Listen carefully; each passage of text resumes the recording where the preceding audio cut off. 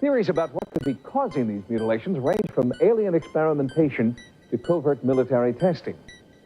Law enforcement agencies have investigated, but many ranch owners feel they still don't know who or what is killing their livestock. Bueno, una cantidad de animales muertos que no tienen ninguna explicación. Si el FBI, como se dice habitualmente, no llegó a ninguna explicación sobre esto, bueno, habrá que ver. Aquí nosotros creemos que la hipótesis de trabajo está cortada. I believe this to be the greatest single unsolved serial crime spree of the 20th century. Según la leyenda, se esconde bajo las sombras de la noche, siempre al acecho de pequeños animales como perros, gatos y su objetivo preferido, las cabras, a los que les chupa hasta la última gota de sangre. Actualmente en algunas colonias de la vecina ciudad de El Paso se ha corrido el rumor de objetos voladores en el cielo, criaturas extrañas y animales muertos en el desierto. Un dibujo said to me, who were those creatures and why would they do this? And those are the questions that have haunted ranchers and law enforcement now. It's been almost a quarter of a century since the first mutilation was reported worldwide in 1967. Las mutilaciones de ganado. Si algo en la historia de la humanidad ha sido constante, son dos cosas: que no aprendemos de nuestros errores y que el ser humano siempre ha tenido una relación importante con los animales. Tanto que a lo largo de los años hemos domesticado y dominado animales, ya sea para consumo o para compañía, convirtiéndolos en una pieza fundamental de nuestra sociedad.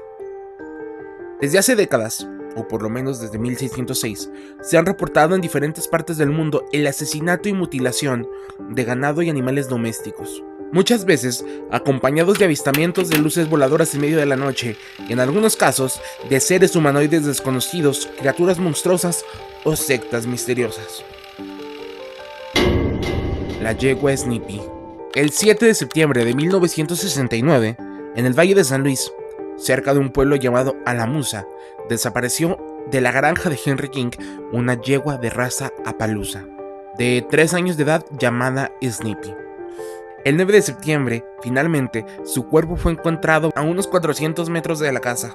A la yegua le habían retirado la piel desde el cuello hasta el cráneo, junto con el cartílago, los músculos y prácticamente todos los órganos, incluidos los órganos nasales, el cerebro, los ojos e incluso la médula espinal. Sin embargo, no presentaba ninguna herida de acceso visible y del cuello hacia abajo, el cuerpo se mantenía completamente intacto. Al día siguiente, Henry volvió al lugar junto con los dueños de Snippy para revisar el cuerpo. Fue entonces cuando se dieron cuenta de que el animal no tenía sangre ni interna ni externamente. También notaron que los órganos faltantes no habían sido arrancados, sino cortados con una precisión notable. Cerca del cuerpo se descubrieron manchas negras que parecían quemaduras. Hubo rumores de que los huesos de la yegua tenían un tono rosado. La señora Lewis afirmó que al tocar el cuerpo, su mano comenzó a picarle. Días antes de este misterioso hecho, los periódicos habían reportado avistamientos de luces voladoras durante las noches en el Valle de San Luis. De hecho, se decía que el lugar se había convertido en un punto turístico para observarlas. Esto provocó que la muerte del animal se relacionara directamente a dichos avistamientos. La opinión popular terminó de convencerse cuando se descubrió que alrededor del cuerpo no había huellas.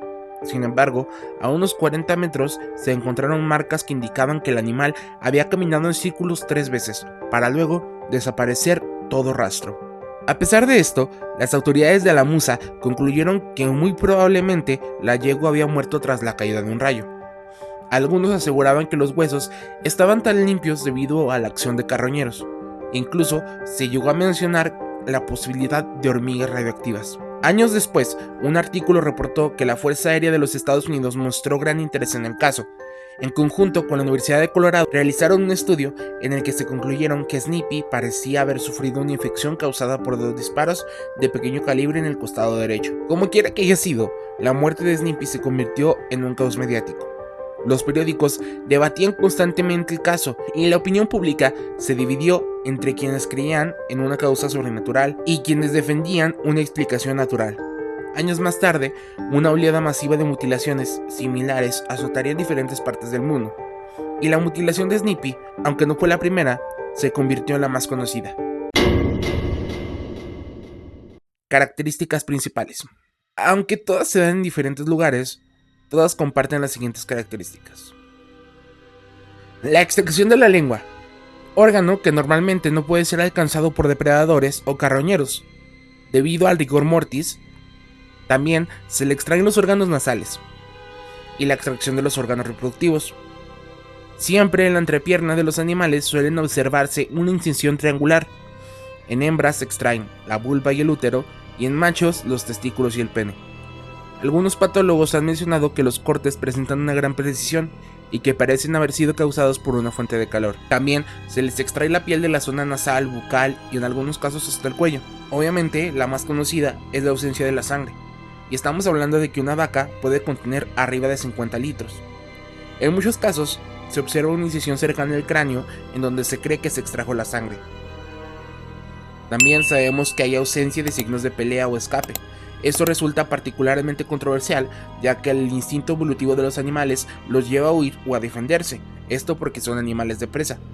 Sin embargo, en estos casos no hay señales de lucha, heridas de bala ni forcejeo.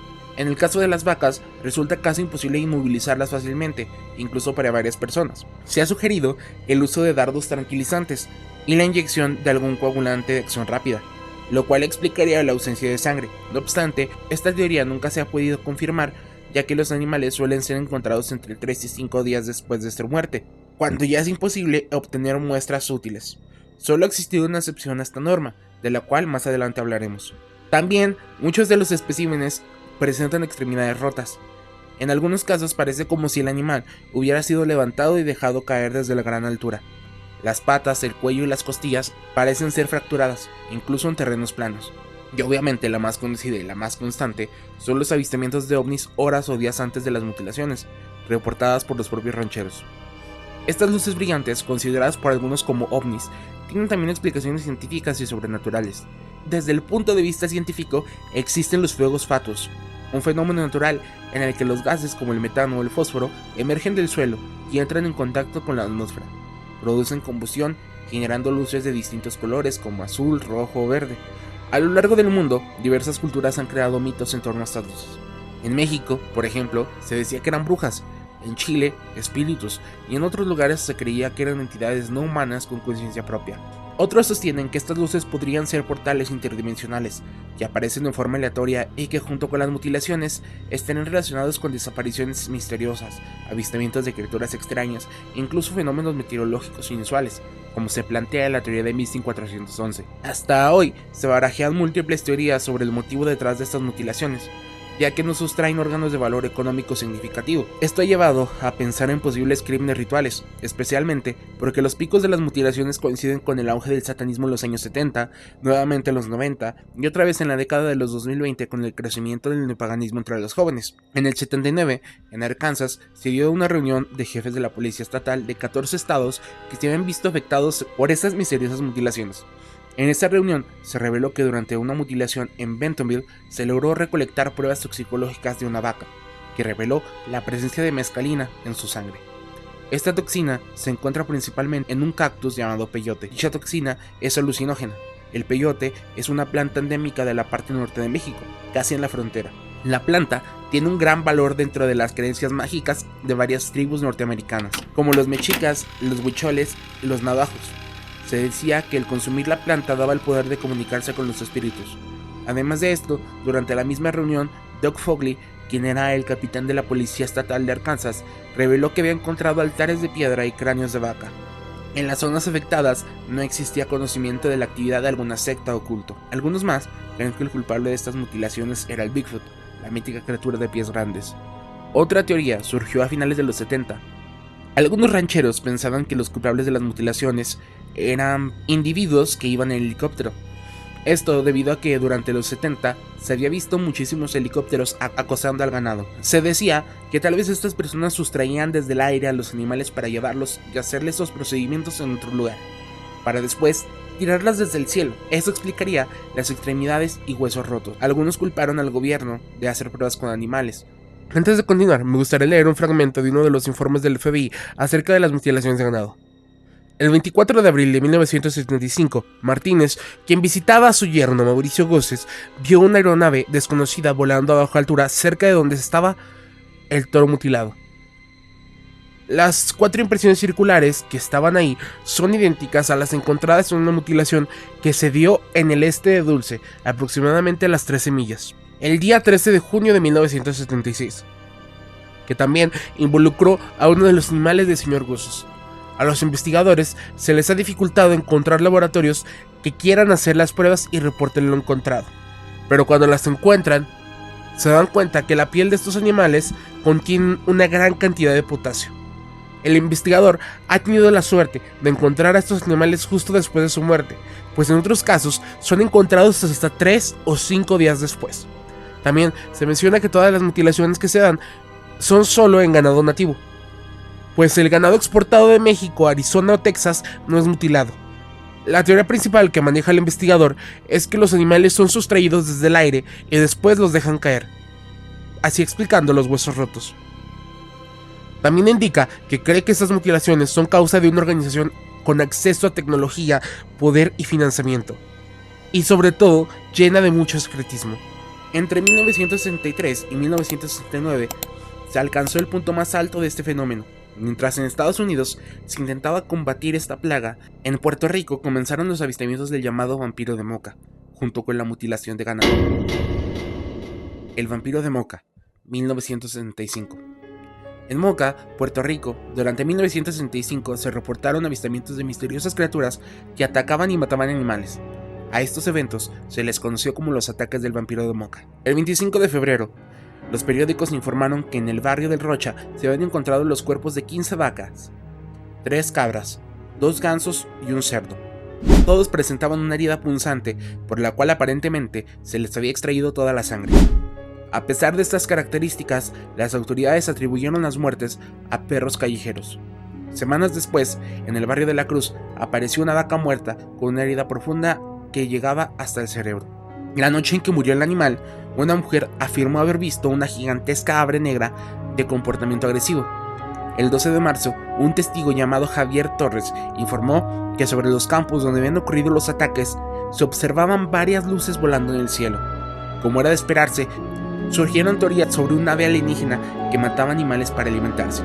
El 15 de marzo se reportó la muerte de 32 gallinas, nuevamente sin rastros de sangre. Con esto, la cifra de víctimas ascendía a 80.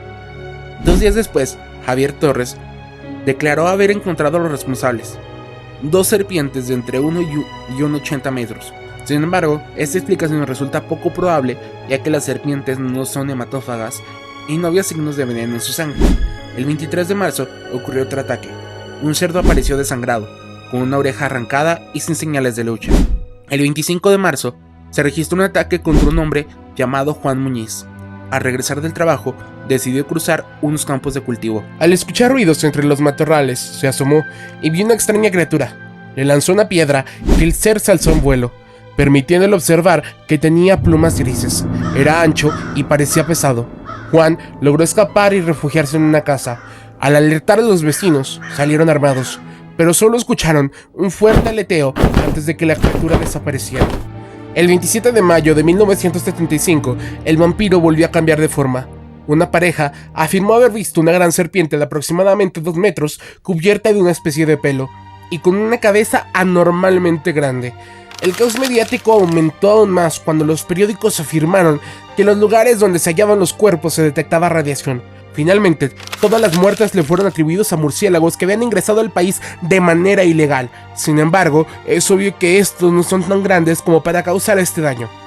En el 95 comenzaron nuevamente los ataques, pero esta vez algo cambió. Estos sucesos son considerados como el inicio del fenómeno mediático que más tarde se conocería en todo el mundo como el chupacabras. A finales del sexenio de Carlos Salinas de Gortari, en México, comenzó a generarse un enorme revuelo en torno a las muertes de diversos animales en zonas rurales, supuestamente causadas por una criatura proveniente de Puerto Rico. A esto se sumaron reportes de luces voladoras en la frontera de Estados Unidos. El encubrimiento mediático fue excesivo, a tal punto que se cree que pudo haber funcionado como una cortina de humo orquestada por el propio gobierno para desviar la atención del caos político que atravesaba el país. En 1995, en Puerto Rico, se reportó el ataque y muerte de 8 ovejas, todos con 3 heridas en el pecho. No tardó mucho en informarse de la muerte de aproximadamente 150 animales, bajo el mismo patrón. Al mes ya existían reportes de incidentes similares en toda Centroamérica y Sudamérica, y poco después el fenómeno llegaría de nuevo a México, donde la cobertura mediática volvió a ser desmedida, provocando una auténtica histeria colectiva. No pasó mucho tiempo antes de que surgiera la primera descripción del ser que supuestamente causaba estas muertes. La primera fue realizada por Madeline Tolentino, una mujer de Puerto Rico. Según la BBC, Tolentino afirmó haber visto una criatura de aspecto típicamente extraterrestre cuando pasó frente a la ventana de su casa. A partir de ese momento, los avistamientos se dispararon. Los vecinos describían al ser como un ser humanoide de entre 1,20 y 1,50 metros de altura, con grandes ojos, largas garras y púas que sobresalían de su espalda. De esta criatura se llegaron a registrar más de 200 avistamientos. Mientras esta versión del monstruo recorría al mundo, conforme se acercaba el cambio de década, su apariencia comenzó a transformarse. Primero, se hablaba de un perro humanoide con púas en la espalda. Después, de un perro negro sin pelo y de gran tamaño. Se cree que estos cambios pudieron deberse a errores de traducción y reinterpretaciones culturales. La muerte de animales continuaron en todo el mundo. Entre 1995 y el año 2000 ya se habían visto afectadas Estados Unidos, México, China, Puerto Rico y toda Centroamérica. Durante los años 2000 comenzaron a surgir reportes en Chile, los cuales cesaron a finales de 2000 solo para reaparecer posteriormente en Argentina, esta vez con mutilaciones clásicas de ganado vacuno. Para 2004, la situación en Texas había empeorado. Todo tipo de animales de granja era atacado: perros, gatos, vacas, gallinas, cabras y cerdos. Paralelamente, se reportaba avistamientos de una bestia descrita como un híbrido entre perro, canguro y rata. Como era de esperarse, los avistamientos de luces voladoras también se hicieron presentes, y ya para 2006 estos reportes se habían extendido hasta Maine. Y si somos sinceros, hubo un punto en el que la ciencia se tomó en serio el caso. Después de todo, las descripciones del llamado perro de chupasangre no parecían del todo descabelladas, por lo que comenzaron a investigar los cuerpos de supuestos chupacabras hallados en distintas regiones. En la mayoría de los casos se trataba de perros, mapaches o coyotes, todos ellos infectados por enfermedades que alteraban su apariencia. En 2019, los avistamientos de esas criaturas y las mutilaciones comenzaron nuevamente en Rusia. Con el tiempo, estos reportes se expandieron otra vez hasta América, donde hasta el día de hoy no se han detenido. Esto ha llevado a pensar que el fenómeno ocurre de manera cíclica. La verdad es que dependiendo a quién le preguntes, cada persona tendrá su propia idea de qué es el chupacabras o qué causa estas mutilaciones de ganado. Sin embargo, este fenómeno tuvo un impacto real en la sociedad. No hay persona que no haya oído hablar de él, al punto de convertirse en uno de los fenómenos paranormales más estudiados de la historia.